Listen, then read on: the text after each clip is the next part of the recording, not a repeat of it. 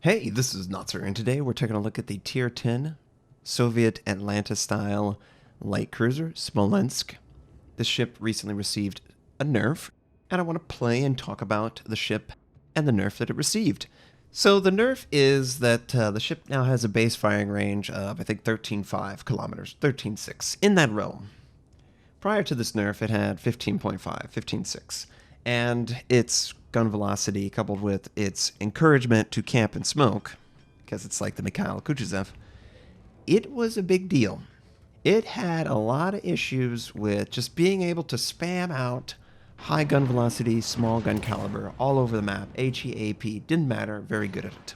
They decided to nerf the range of the guns, though, so it basically forces you to have to invest in advanced firing training.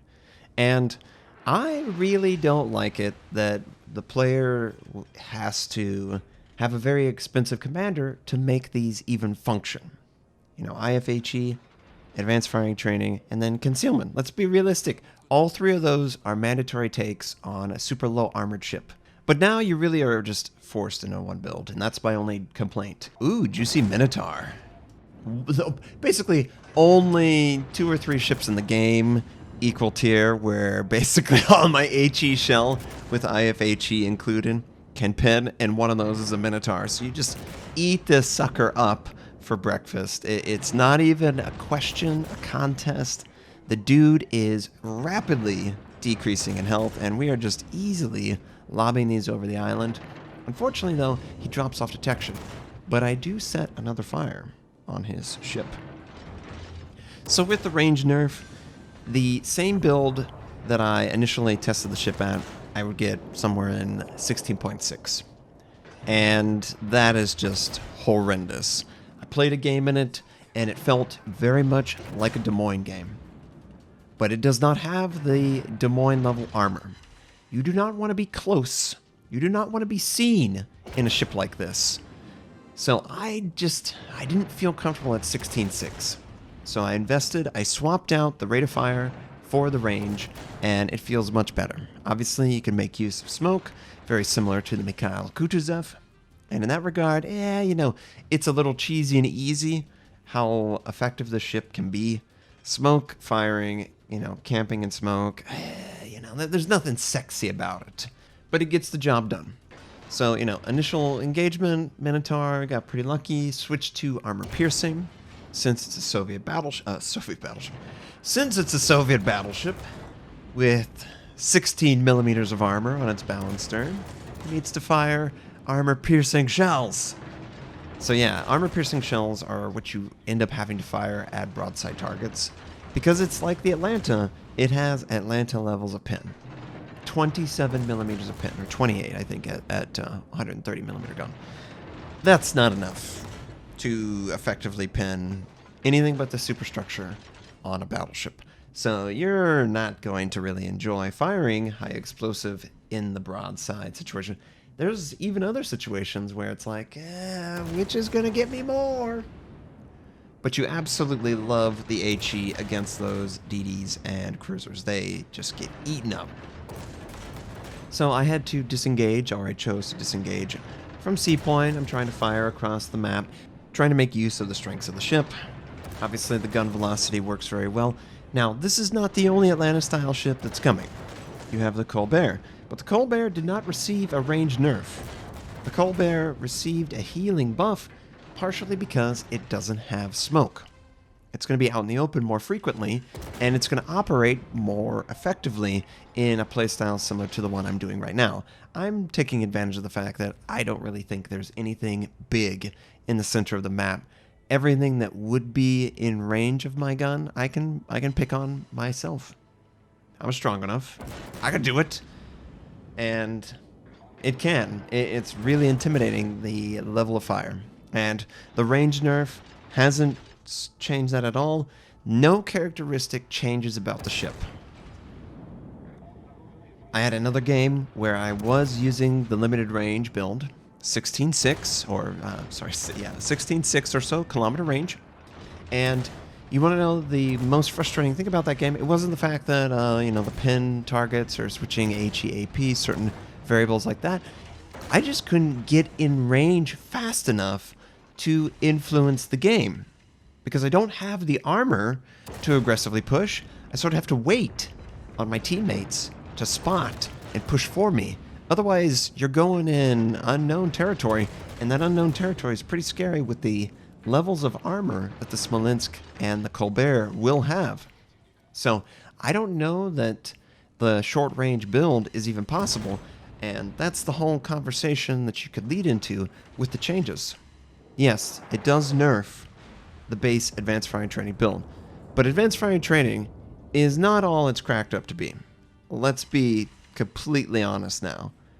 Yes, it's good in the Smolensk and the Colbert, but it's not good on anything else.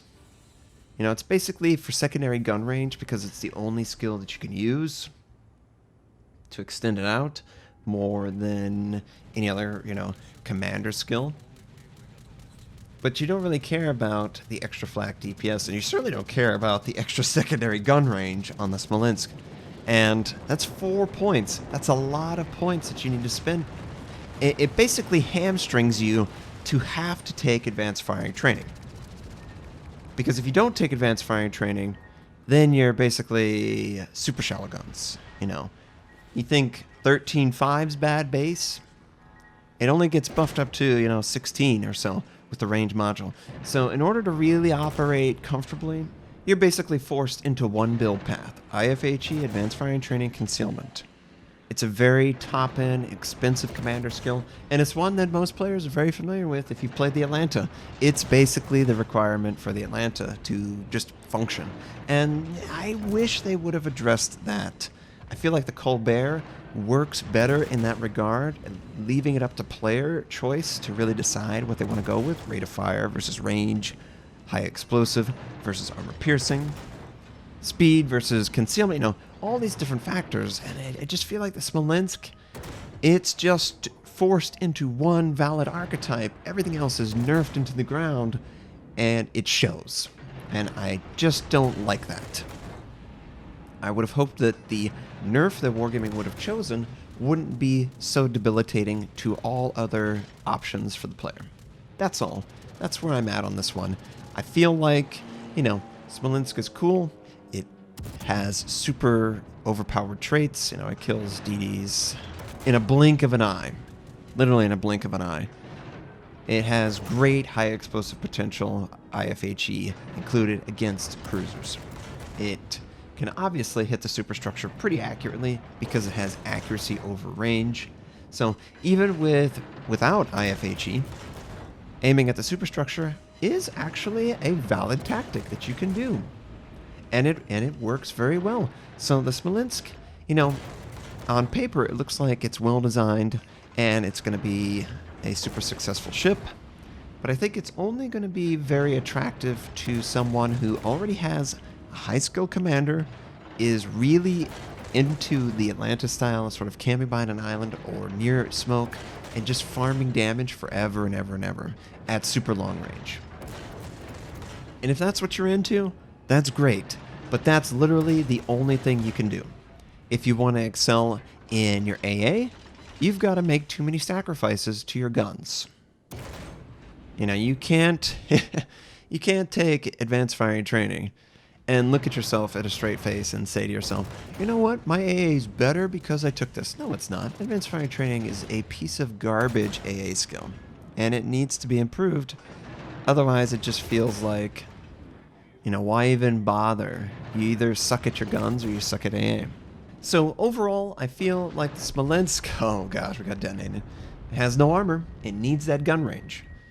It is really putting a bind on the player. It's a very expensive commander requirement, and it requires a very specific build to be successful. If you don't like that build, or you don't have a commander that can fulfill that expensive requirement, this is not going to be a fun ship for you. And I think that will drive players away, probably over to the Colbert, honestly. It does a better job of being more universal. Thanks for watching. If you would like to check out more of my content, you can click the most recent and the most relevant uploads. You can choose to subscribe to my channel. I do daily World of Warship videos, first impression, how-to, reviews, and news-related articles. I stream at twitch.tv/Notser. Thank you, have a wonderful day, and I'll catch you next time.